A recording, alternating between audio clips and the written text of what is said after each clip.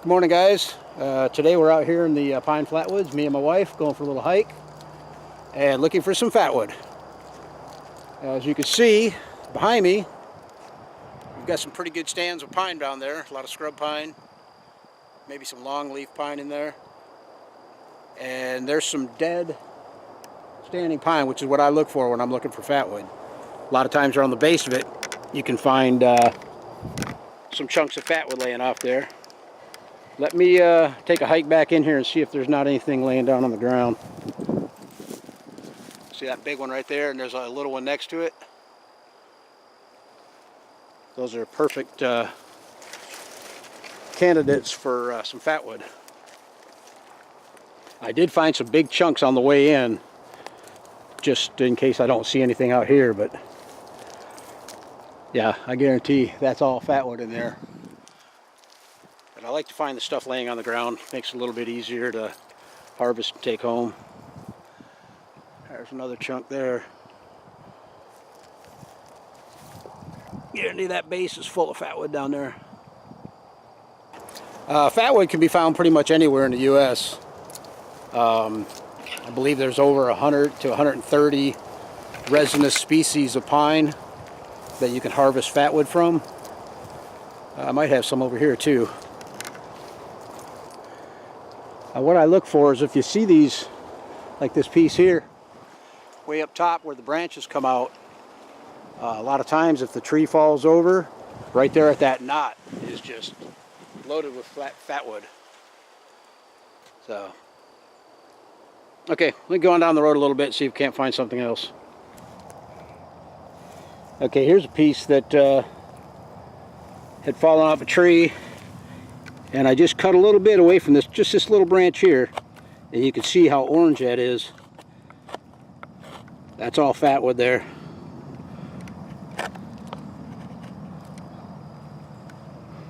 Oh yeah, that's fatwood.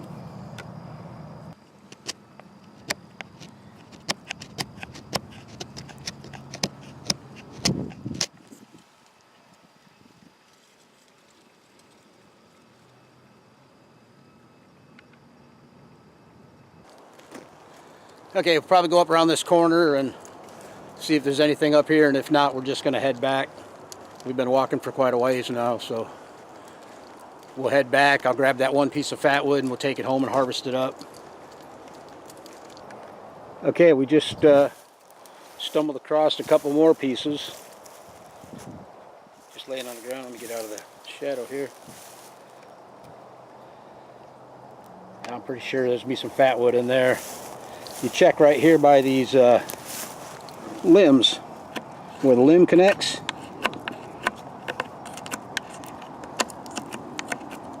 Yeah, you can see that there's fatwood in there.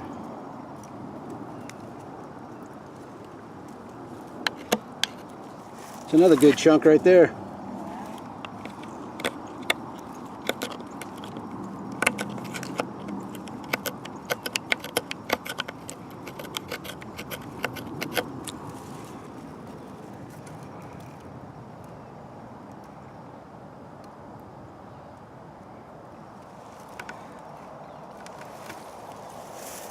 So yeah, around every one of them little branches that come out, at the base of them branches is fatwood.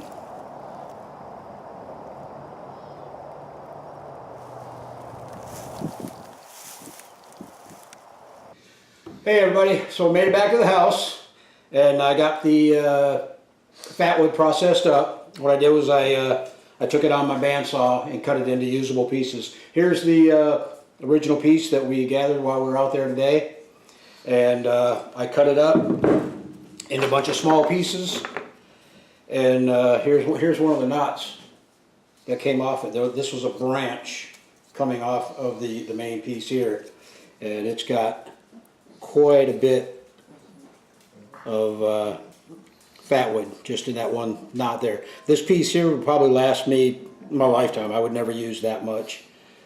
But okay, let's go ahead and show you what the fatwood would do. One thing I did notice that was really cool was when I'm cutting on the bandsaw, all the shavings from the fatwood would drop underneath the saw. As I was sweeping it up, I'm like, you know, why am I wasting this stuff? So I tried a little bit, and oh Lord, does it take off. So if you're cutting up your fatwood, remember that. Don't throw away the shavings. This stuff is excellent to put in an emergency kit or whatever. I guess I don't need that much. I'm in the house today because it rained outside and it's pretty windy, and I didn't want to be fighting the wind on camera. So, but anyhow, here's the sawdust shavings, and it takes off pretty good, as can be expected. Better not make it too smoky. So anyhow, sweep up your floor after you're done cutting this, after you're done processing your fatwood, because there's a lot of good stuff to be had. Okay, now to the fatwood itself. I like cutting it up into smaller chunks. They're not too big, maybe 3 inches by a ½ inch or so. And then just, you know, I keep one in the car or in the truck, and one in my backpack. I've always got a piece that I can use in an emergency situation or get a fire going when I'm camping, whatnot. So let's see if we can't shave off a little bit of this stuff. Now for me, fatwood is more of a secondary tinder. Let me find something that's got a little more red to it.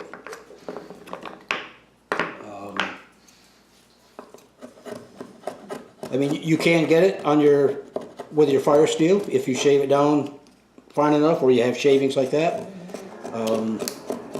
But it works really well as like an insurance policy that you're not going to lose your flame on your primary tinder, because this stuff takes off. You can't hardly blow it out. It's so filled with resinous turpentine that just loves to burn.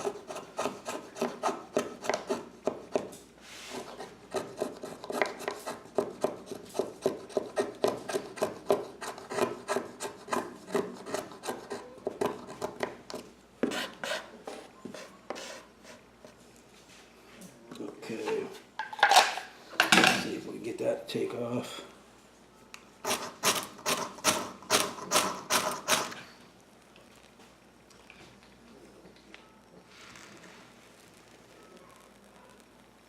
Okay everybody, that's my take on fatwood. I appreciate you taking the time to join me today. If you enjoyed this content, hit that subscribe button. We've got a lot more stuff coming up in the future. Thanks a lot.